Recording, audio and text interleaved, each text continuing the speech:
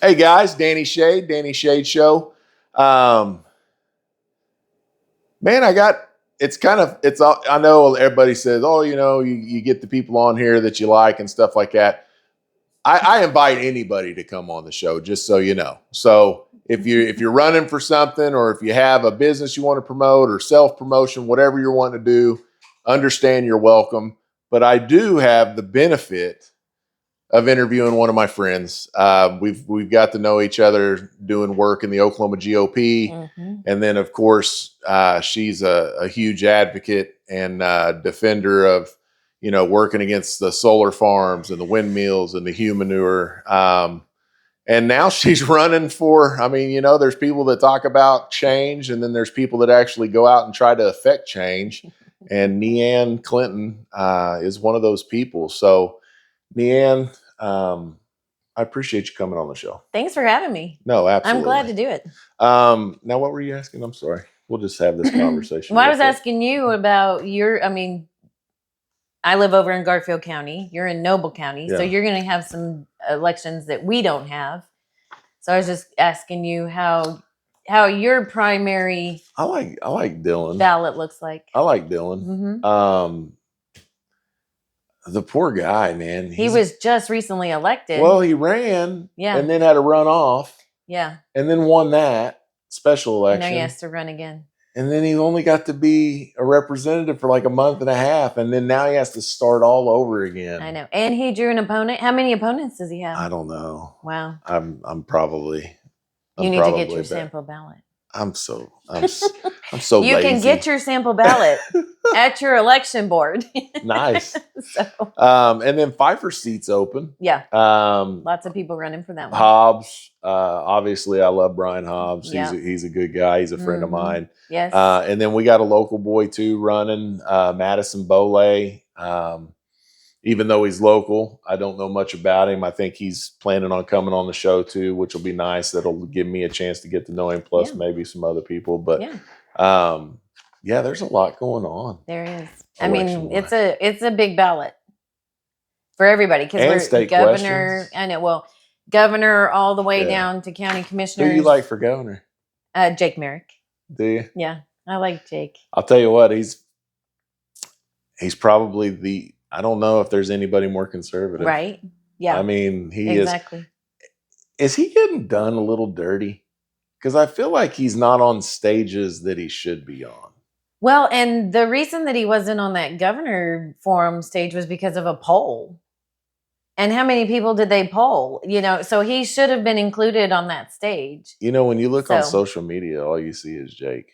I know. I think he has probably the most fired up base I've ever seen in a long time, as far as state politics go. Yes. Well, he's the most conservative, most constitutional, for the people. And so that's one of the reasons that I like Jake.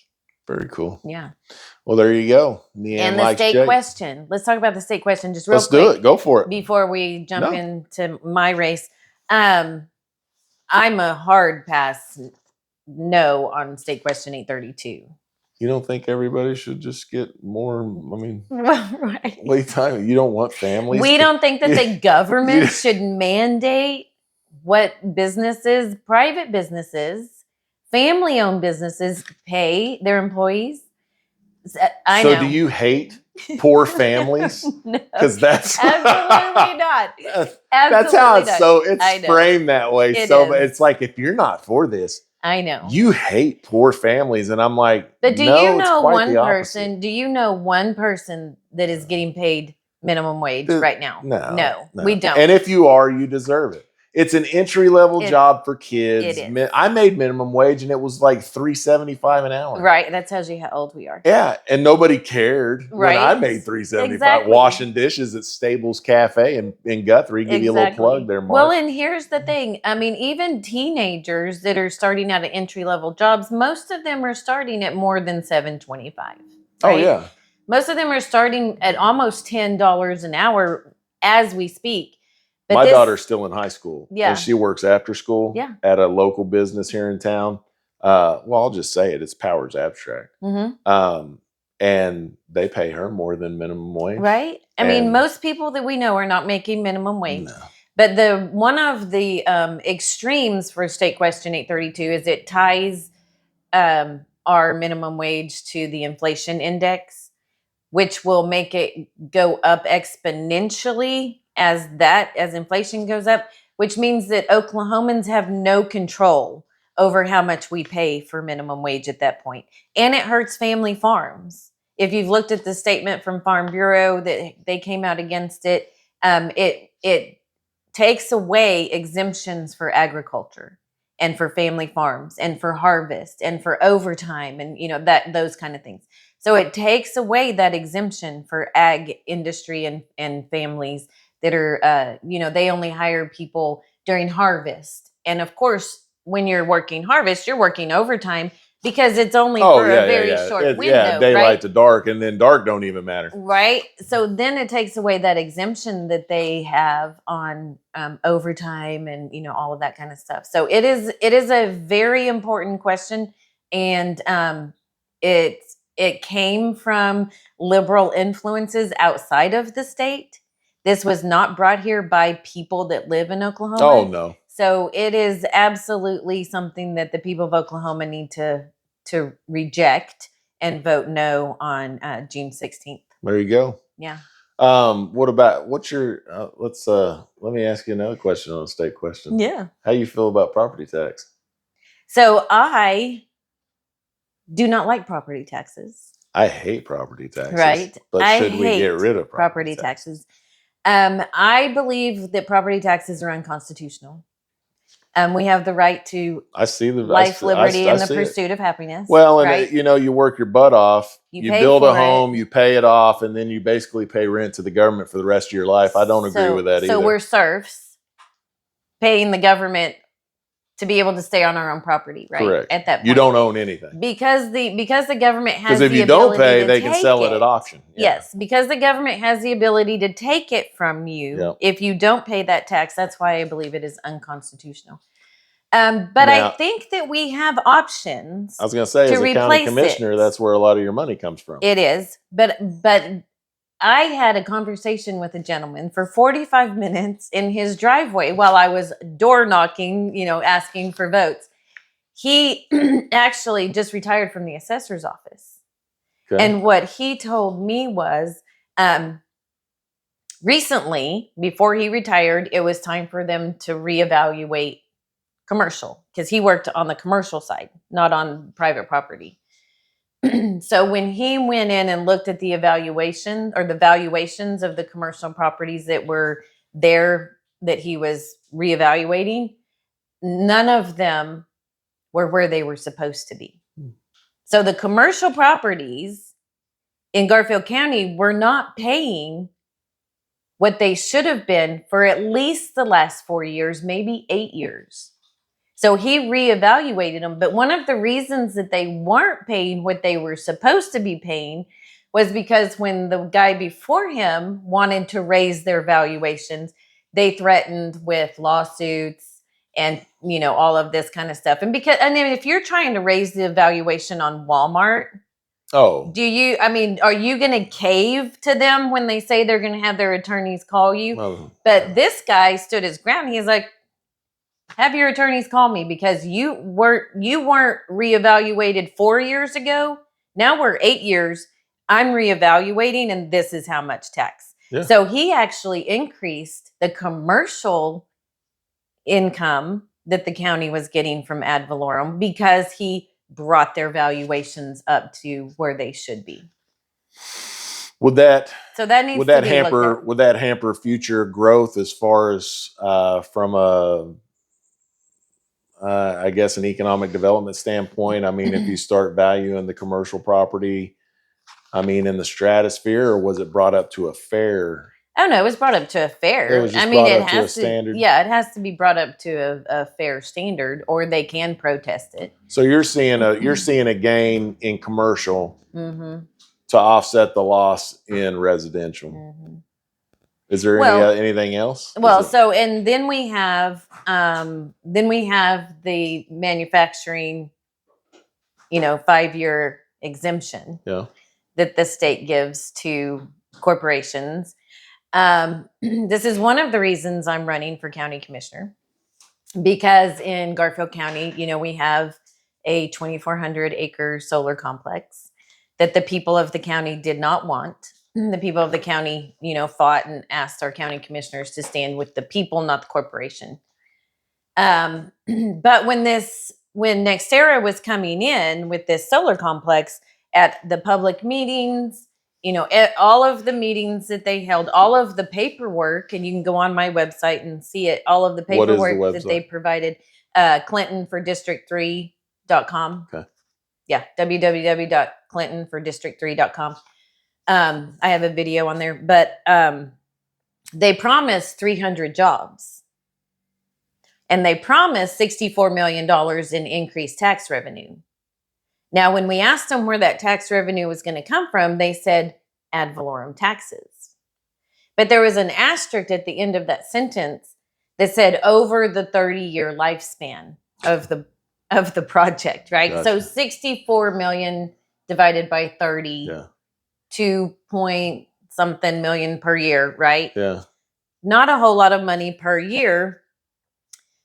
But as soon as they were finished with the project, they filed with the assessor in Garfield County for a 5-year tax exemption for their project, which it's manufacturing. But when I talked to Representative Dobrinsky, he said that the courts in Oklahoma have identified solar as a manufacturing. Well, the 300 jobs that they might have provided, we don't know exactly how many jobs. 300 jobs over 30 years? No.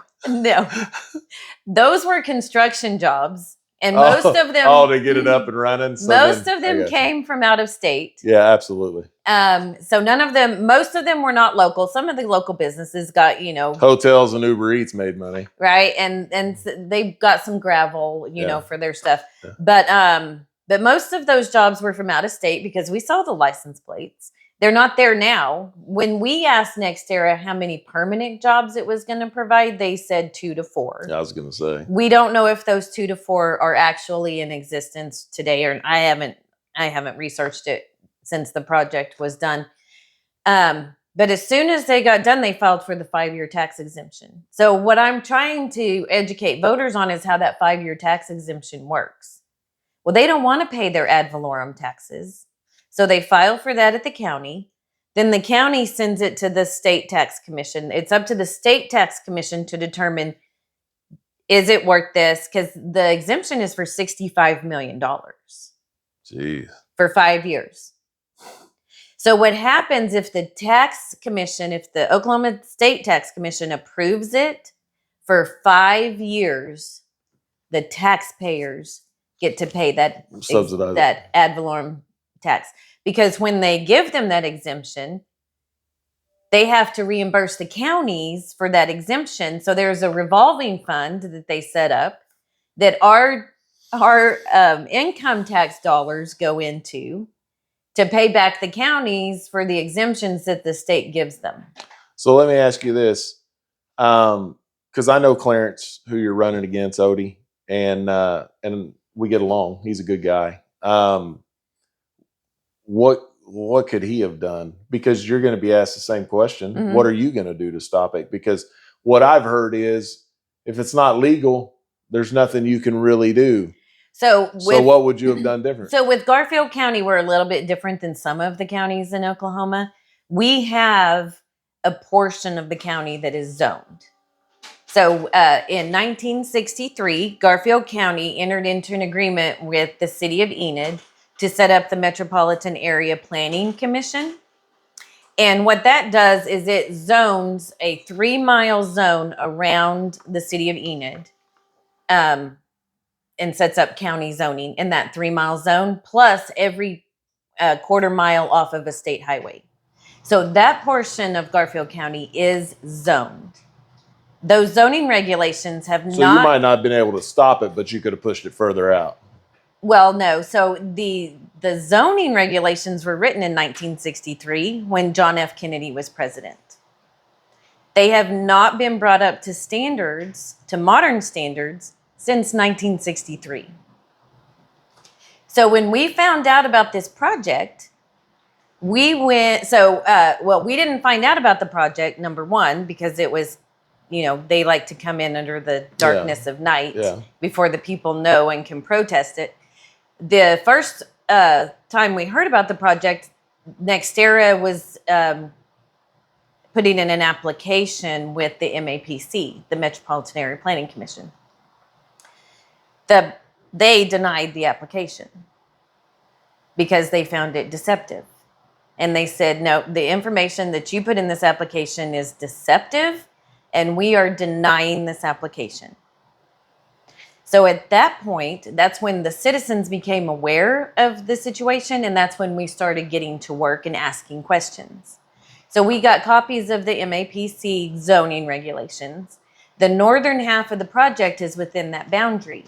So we went directly to our county commissioners and asked them to not approve any applications or permits for this project until the zoning had been brought up to modern standards. I mean, I think that's a fair ask. They were written in 1963. Okay. They did not allow for solar because solar wasn't a thing in 1963, right? Yeah, so solar's not even in there, so it's not allowed. But we asked them, bring it up to modern standards. Let's put some let's put some regulations. Because it would have been included if you would have brought it up to today. Right. And zoning's supposed to be updated at least every 10 years. At least. It's been 60 years. So we thought that was a pretty, easy ask. Yeah. But the way that the process is supposed to happen, the MAPC does not have any approval authority. They can only recommend. And then if it sits within the county, it is up to the county commissioners to approve or disapprove. So it has to go MAPC, and then county commissioners, right? That's the process. Well, it went to the MAPC and was denied. Then they never brought the application back to the MAPC. Well, first of all, they never appealed the denial. They had 10 days to appeal the denial to the county commissioners. They did not appeal the MAPC's decision at that time. So those 10 days went away, right? Yeah. So they would have had to gone back to the MAPC to get another approval or denial and then go to the county commissioners. That process never happened. Even though we brought it to the county commissioners and asked them to enforce the regulations. And I specifically went to Odie and asked him, I said, this is the process. We are asking you to enforce this process and make NextEra come back before the MAPC. Because the county commissioners are the only approving or denying authority in this situation. And his answer to me was, well, I can't make the MAPC do anything. And I said, that's not what I said. Yeah, I mean, you're not asking to make them do anything. You're just trying to make the procedure and the follow the procedure. Yeah, the way it's supposed to happen. Set in statute. I mean, it's statute. Okay. So these statutes. Now, do you think if it would have went back to the MAPC, do you think that you would have had a different outcome? I mean, it depended on whether or not if they felt that it was an appropriate use, because they look at the zoning. Well, in my opinion, most of the people that sit on the MAPC have no idea what the zoning states because none of them have read the 1963 regulations like we did. Yeah, nor would you. The average person isn't going to go digging around. But that's their job. Yeah, no, I get it. No, I get it. I'm just saying they don't. They don't. Yeah. I mean, everybody's upset with the outcome of things, but they never look at themselves as the problem of not getting involved. So my understanding is that, no, it probably would not have made it through the MAPC. Okay. But we never had, as citizens, we never had that choice. We never had the process finish out because the city manager of Enid and the mayor sent NextEra a letter that stated, we don't think you need to come back to the MAPC. We think that you can move forward. We approve the project.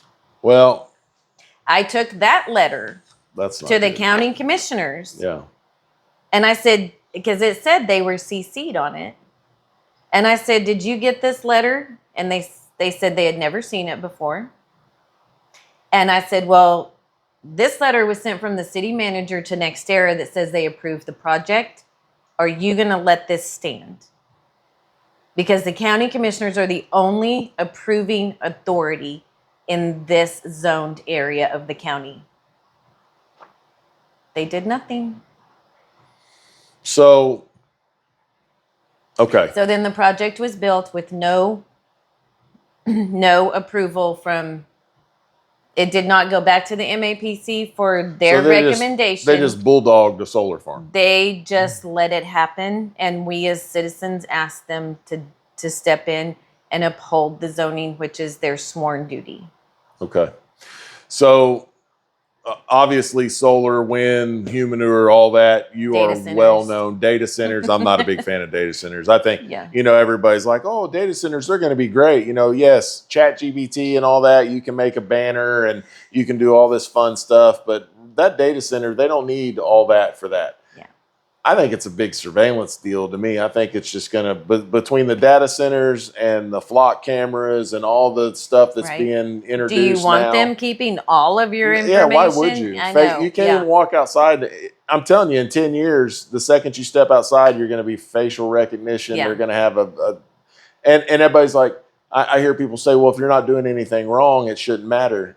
Well, what kind of thinking is that? That's not what the So Constitution you give up, says. you give up all your privacy. Your right to privacy. That's not what the Constitution says, but okay. So I'm not a big fan of the data centers. Yeah. I think I think the only people that are going to really benefit are the elites and the tech companies and stuff like that. Governments. That's it. Mm-hmm. So anyway, so you're against all that, and I get that. You've made quite the name for yourself, kind of advocating against them. But to get back to the county commissioner thing and kind of drill down to Garfield County, other than, which is huge, being an advocate for the people, I mean, that's a huge part of your job description. But what else qualifies you for this job? I mean, because you got to build roads, you got to fix bridges, you got to work with the CEDs, you got to do all these things.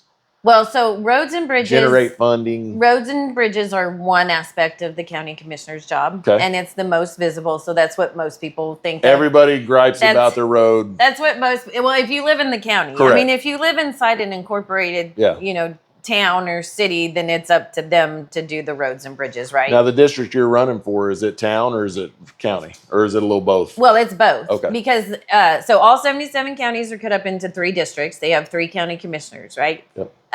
The population has to be even between them. So, the city of Enid is the biggest population center in Garfield County. So every county commissioner has part of the city, but then a huge portion of the county, right? So roads and bridges are the most visible aspect of a county commissioner's job. And so that's what most people think of as a county commissioner. Voters, for sure. Voters in the county. Because that's what they push. In the county. Yeah, okay, in the county. Because the city people, we don't do their roads and bridges unless there's something special, a special agreement, that happens. But the county commissioners are an extension of state government.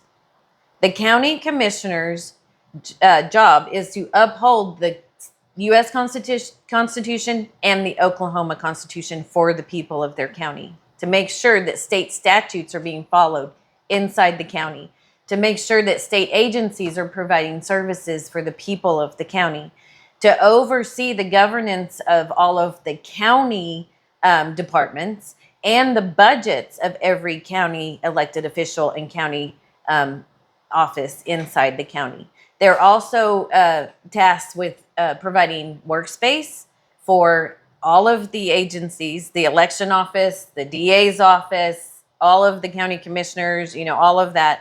Our county's a little bit different with the jail, but they have some oversight over the jail. Ours is a little different because we're the jail authority now because of a huge lawsuit that happened years ago. So all of that is what the county commissioner is supposed to do. Gotcha. Now, what the county commissioner does with roads and bridges is, yes, they oversee the budget for their district. Now, county commissioners represent every person in the county. all 3 county commissioners are supposed to represent everybody in the county, no matter what district they live in. And that's what I want to do. I want to uphold the rights of every Garfield County citizen. So does everybody in the county vote for you? No. Just your district? Just the district. Okay. So the county commissioner oversees the roads and bridges and the budget for those roads and bridges in their specific district. Okay. So that's why those people vote for their commissioner, because they oversee their roads and bridges and the budget for those roads and bridges. But the county commissioner hires a road foreman who is in charge of, the roads, like making sure the roads are repaired, maintained, upheld, the bridges, all that. And they all have one. And then you have a road crew. Or should. Right? So you have a road foreman who is your second in command. Yeah. And actually, if a county commissioner has to miss a meeting or a vote, the road commissioner or the road foreman is their second in command and can carry the vote for the county commissioner at those meetings. So the road foreman is a very important aspect of the county commissioner's job. But then you have the road crew who, go out and do the work. And then you have the budget for maintaining equipment, buying new equipment, selling equipment. You have all of that. But those things only happen within your district. But the county commissioner's job is to represent the people of the county and to make sure that So it's much more than just roads and bridges. Statutorily, yes. And it is written into the Oklahoma Constitution. The county commissioner's job is written into the Oklahoma Constitution. And as an elected county commissioner, it's the same as the requirements to be one are the same as governor or any other representative or senator. The requirement is that you live in the district and that you are of a certain age. Those are the only 2 statutory that I know of for county commissioner. So I live in the district and I am of age. Of a certain age. Of a certain age. I think for county, I'd have to go back and look at the statute for county commissioner. But those are the 2 qualifications. But I am running because I want to represent the constitutional rights of the people of Oklahoma. So people will, say negative things about me on social media about personal property rights, right? Well, I am a huge personal property right advocate. I can't imagine anybody who actually owns personal property would be against that. Right, exactly. And if you don't own personal property, then why would anyone care? Exactly. Yeah.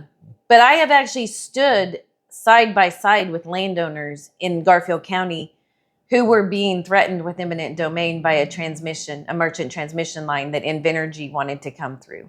It didn't affect Noble County, but it affected all of the counties from that was that corridor that they were talking about. The NIETC corridor that they wanted to come through that from was the a Panhandle. That was a huge grab. It was. So it was coming from the Panhandle all the way to Arkansas, and then I think on into Tennessee, right? It was unbelievable, the right-of-ways. Like the grab. Up to 18 miles. That's ridiculous. So our coalition that we started in Garfield County stood with the landowners, but I personally went to Woodward County, Payne County, Major County, Garfield County, and held public meetings to inform the public about this NIETC corridor that wanted to come through here. And it was going to be a land grab. And Invenergy filed a condemnation survey, eminent domain case against 3 or 4 of our Garfield County landowners. And our coalition stood with them and fought back, and they dropped the case. So as they should. And only one of our county commissioners actually stood with those people also, and it was Joe Keegan in District 1. So what we did was, as a coalition, Joe Keegan's taking me fishing Sunday. Is he really? Yeah. Oh my goodness. I love Joe. I know. I'm gonna have to go fishing with him sometime. He's a good time. Not to change the subject. So he is. He's funny. So he was a brand new commissioner when this happened, when this lawsuit came down. And what happened was we found out about it. I contacted the landowners directly. And I said, our coalition's been fighting green energy, stuff in the county for a year and a half now. This was in late 2024. What can we do to help you? I said, I've been working with people in Payne County and all the other counties. We were working with people in New Mexico and Texas because it was going to affect them too. Gathering information. We have a lady that's from West Virginia. She's been fighting transmission lines for 20 years. And she was a wealth of knowledge, helping us gather all of this information. So I reached out to the families. I was like, we want to help you. You just tell us what to do or what you need. And so we put out, the word, and we're like, hey, show up at the county commissioner meeting on Monday. We're going to ask them for a special meeting in the evening because our county commissioners meet at 9 a.m. on Monday mornings. Most people are at work at 9 a.m. on Monday mornings. So we reached out to Joe and asked him if he would put an agenda item to call for a special meeting in the evening so that we could gather people from the county and get them informed on this issue and ask them to stand up with our landowners.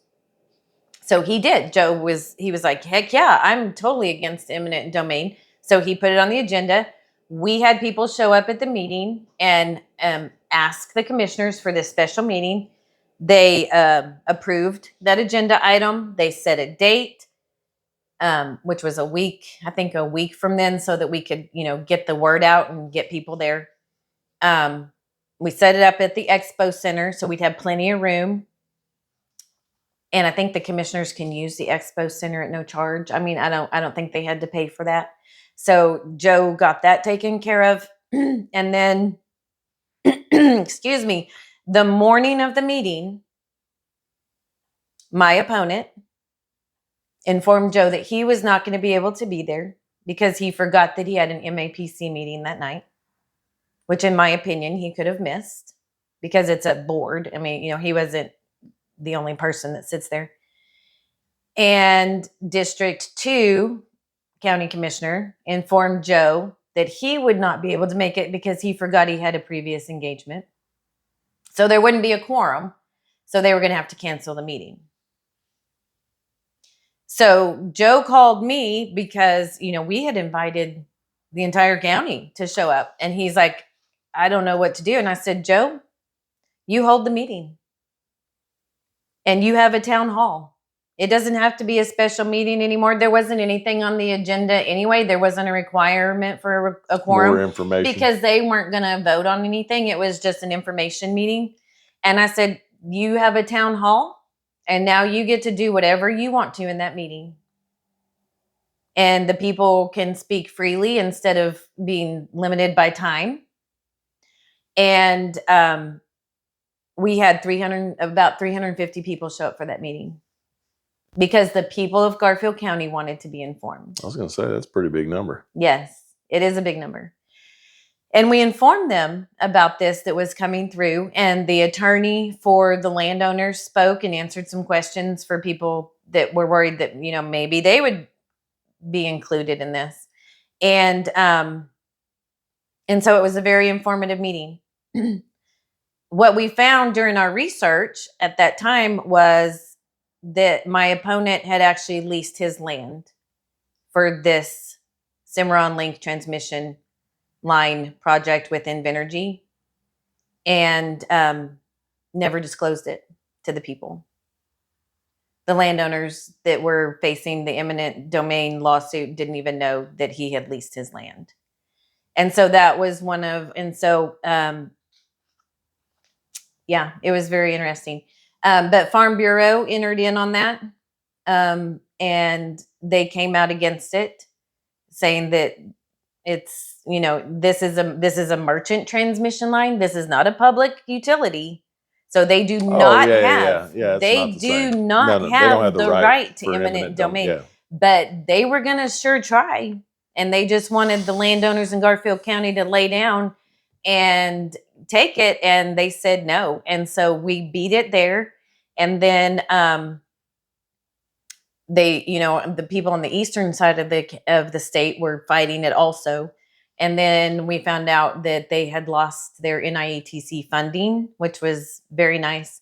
And now we have actually seen some of the leases being released back to the landowners in Payne County. We haven't seen that in Garfield County that we have It'll seen all end yet. up happening because it's not gonna. I mean, We're hoping. yeah. We're hoping that it's dead and they're not just trying to move the path or, try again later. But yeah, so I will stand with our landowners when they are faced with an intrusion from a private corporation, a private green energy corporation that wants to come in there and take their land. And we think one of the reasons, so Invenergy is the one who built this wagon wheel over here, the wagon wheel, the new turbines that went in between Payne County and Garfield County. So they're the same corporation that came in there and did that. So I guess this is a lot of information. It's been 3 years. No. I've been doing this for 3 no, years. it's a lot of information. Normally we don't really get in depth this deep, but it's good stuff to know. And I think what we're really hearing is knowledge is power. I know you've heard that your whole life, but it's actually true. If you don't know what's going on, or if you don't even understand your basic rights, like if you don't understand what you're entitled to by our Constitution, whether it be the U.S. Constitution or, the Oklahoma state, you need to know what your rights are, because if you don't know, it's not going to be up to these big corporations to give you an education in it. They're going to try to push their agenda and they're going to try and get what they need done. And they're going to use the courts and their money. Yeah, and they're going to use illusion and they're going to use, words. Words can be dangerous. I mean, you can craft sentences into anything you really want it to be, and you can make anything sound the way you want it to be. You need to know where you stand. You need to know what your rights are. You need to stop being, and I'm just going to say it, we need to stop being lazy and just take for granted that, Garfield County, whether she's running for county commissioner or not, you don't understand how lucky you are to have people like NeAnne that live in your county that are they're the sheepdogs. They're the watchdogs of your county that actually pay attention to things and then alert the people that don't know and then get them involved. And then once it's kind of like the ants and the grasshoppers, man. Once the ants figure out that they have the numbers and all they got to do is stand together, you can affect some pretty big change and make things happen in your communities. This is the part where I just kind of let you have the viewers and just tell them, why they should vote for you. And then as soon as you're done, we'll just wrap it up. Oh yeah, sure. Well, I mean, they're all yours. All right. Well, I'm going to do the research. I like I said, I am running for this position because I don't think that that we are being represented the way that we should be presently. And I have a nursing degree. I have a bachelor's of science in nursing. So learned a long time ago how to, dig in and do research.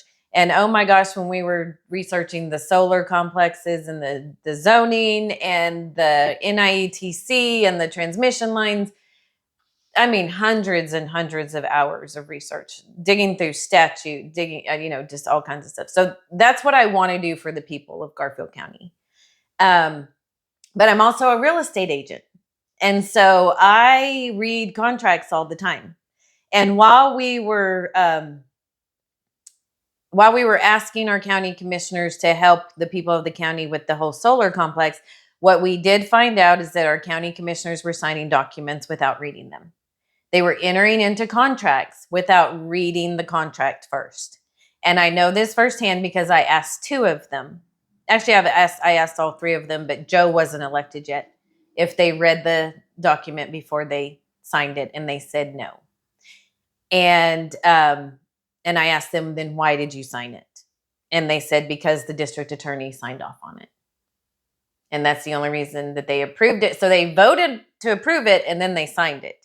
I absolutely will not sign a document without thoroughly vetting that document. Absolutely will not, because I'm entering into a contract on behalf of the people of Garfield County. It's the people of Garfield County's money that I am, putting on the line every time I sign a contract. I will read it before I sign it, and that's what I have on my on one of my door knockers. I will read it before I sign it. I will not enter into a contract. We've seen across the state that some elected officials are entering into non-disclosure agreements with green energy corporations. I refuse to sign a non-disclosure agreement. I will not take backroom appointments. If somebody wants to come into the county and give me information, they can get on the agenda and they can do it in a public meeting. We've seen that in Garfield County too. And across the state. If you watch our friends that are fighting projects in other counties, they're seeing it in their counties too. These county commissioners not upholding the Open Meetings Act and taking private meetings individually with these corporations. That goes against state statute, and I will not do it. So that's another promise that I have made. I oppose new taxes. Now, I think everybody can agree with that. well, you would think, but last year at Garfield County, the Expo Center came to the county commissioners and said, we need more money. We need to make some upgrades. We need to do some maintenance, and we need more money to do that. Can we put an increased sales tax on the ballot and have the people vote to increase their own taxes and give it to us so that we can maintain the Expo Center? That was right. The county commissioners approved that request. And so they were going to put on the October ballot an increase in county sales tax, and that increase was going to go directly to the Expo Center for upkeep and maintenance. I opposed that. As soon as it was approved in August, that on the agenda, as soon as that was approved, I came out and started saying, heck no, I am not going to vote to increase my taxes. If the Expo Center needs more money, then the Expo Center needs to figure out how to rework their budget, right? Yeah. So I asked our commissioners, I said, before you approve this, what changes did you ask for at the Expo Center? And there were none. They didn't ask the Expo Center to do whatever it could to increase its income, do whatever it could to decrease its expenses. They didn't implement any kind of plan. They just said, okay, we'll just ask for a tax increase and we'll give it all to you. I oppose that. Mm-hmm. My first question would have been, what have you done to make those changes? Yeah, why are the citizens bailing out the Expo Center when they have to pay to go there or pay to rent it? I mean, it's not a public service. Like Exactly. So I oppose that. I mean, I would have absolutely voted no. I would have never put that on the agenda or on the ballot for people to vote on. And so we came out against it. Lots and lots of people came out against it, and they decided to take it off of the ballot. Imagine that. Yeah, so it never went to a vote, but they did approve it going to a vote. So I oppose that. I oppose new taxes. So let's see. I'm going to go through my things. Do it. So protect our agricultural heritage. Absolutely, will stand with our agricultural families. We need to protect. Well, you better, because that's Garfield County. Right? And I live in the county. Yeah. I want to protect the prime farmland that we have left. And I want our young people to be able to come home and take part in our traditions and our agriculture and, all of that. So protect our traditions and heritage in Garfield County. Transparency and accountability is the other thing that I have, which open meetings, open records, everything has to be done in an open meeting, no backroom meetings, no backroom deals, no, contracts that I haven't read. Restore the people's voice. I have that on my door knocker. Over 2 years ago, when we were showing up at the county commissioners meetings almost every week, asking them to not approve contracts or permits that pertain to the solar complex because they had not brought the zoning up to standards. My opponent and District 2 decided that they would take public comment off of the agenda. There was no vote. It just was taken off of the agenda without any discussion or any vote of the commissioners. So when I confronted my opponent and I said, why isn't public comment on the agenda this morning? And he said, well, we decided to take it off. And I was like, okay. So, and what people need to know, and this is what I educate people about all the time when we're talking about open meetings, open records, public comment is not a constitutional requirement for open meetings. Yeah, but so it's not required by state statute. Yeah. But I have more than one there's attorney. what's legal and there's what's right. Exactly. Yeah. I have more than one attorney general's opinions that says, no, it is not required by the Constitution, but it is highly encouraged that you allow the people to speak, right? Yeah. So as a county commissioner, I think it is absolutely your constitutional right to have a chance to redress your grievances with your elected official in an open meeting on record. Okay. And so I will ensure that every citizen has a right to speak. Now, after I brought this up at a forum that we had, Joe Keegan actually went in and was like, we're putting public comment back on, because he was not part of taking it off. But he was like, no, we're putting it back on. And I was like, all right. So I have my first campaign victory. I claim that as a victory. That public comment is put back on the agenda. But if I am not elected, it could disappear again. And so I have vowed that the people will have a voice with their county commissioners. Also, with transparency, our county commissioners do not record or live their meetings. With our technology today, there's no reason that those meetings should not be viewed live streamed at 9 a.m. I didn't even know that they. I mean, I just assumed everybody did that. No, ours does not. 9 a.m. every Monday morning. People are at work. They have no idea what their county governance is doing. So I think they should be live streamed and recorded so that people, if they have a question, they can go back and see what their county commissioners are doing, right? So that's another transparency, and keep your elected officials accountable. That's how you do it, is you pay attention to what they're doing. So opposing new taxes and wasteful spending, obviously, I want to make sure that the people's money is spent wisely. You know, I've budgeted for my family and made sure that I spend my money wisely. When, as a county commissioner, it's not my money. So when it's not my money, I absolutely will make sure that it is spent wisely, because our people work hard for that money and then they give it to the government. And so that's one of the things that I want to make sure that I do. And then obviously quality maintenance of infrastructure. That is a very important aspect of the county commissioner. So making sure that we have a good road foreman, road crew. Making sure that they have what they need. Do they have the training they need? Do they have the equipment they need? And, and I'm going to have to maintain that budget, working very closely with the road foreman. And so that's just something that, we do. And then we have bridges, we have state inspectors and federal inspectors, and then you have the road, so working through all that and making sure that our infrastructure is maintained well, obviously is a very important aspect of the county commissioner.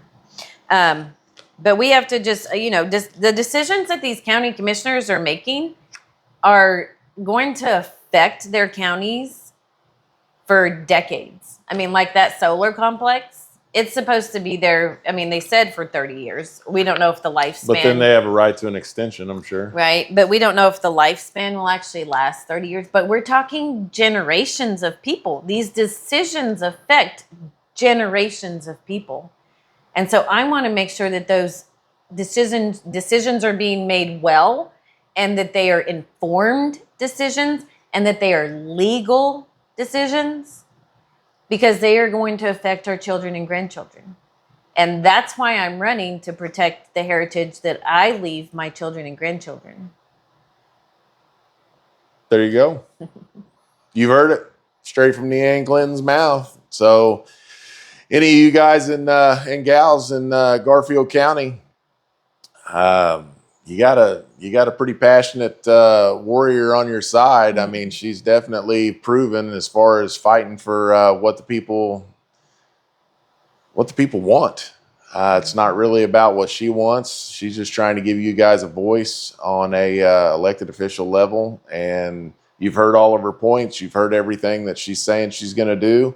Time will tell, but luckily I have the benefit of knowing NeAnne, and I've never known her to say something and not act on it. So I appreciate you coming over and talking to us. Oh yeah, for sure. Oh, so one thing I forgot. Sure. I have worked with legislators at Lincoln, Lincoln Boulevard on the green energy stuff, the human error stuff, all that. So one of the aspects that I want to make sure I'm doing for the people of Garfield County is lobbying for them at the Capitol, working with our legislators to make sure that legislation that is being passed is good for county people, good for the whole state, but especially for rural counties, that is our lifeblood. And so, corporations pay thousands and thousands of dollars for lobbyists down at Lincoln Boulevard. Absolutely. But I want to do it for the people of Garfield County. As a county commissioner, I do it as a citizen, but I will absolutely lobby for the people of Garfield County in an elected capacity. Very cool. Well, there you have it. So you got a big decision to make in Garfield County. You've heard where she stands on it, so the rest is really up to you. So, take this, do your due diligence, get your information, and make the choice that you're going to do. But NeAnne wants your vote. She wants to go to work for you, and she wants to look out for you. So I don't know. I don't know how you don't do that, really. But I appreciate you coming out. Yeah, thanks for having me. And guys, we love you. I hope you all have a great day, and y'all stay out there. There you go.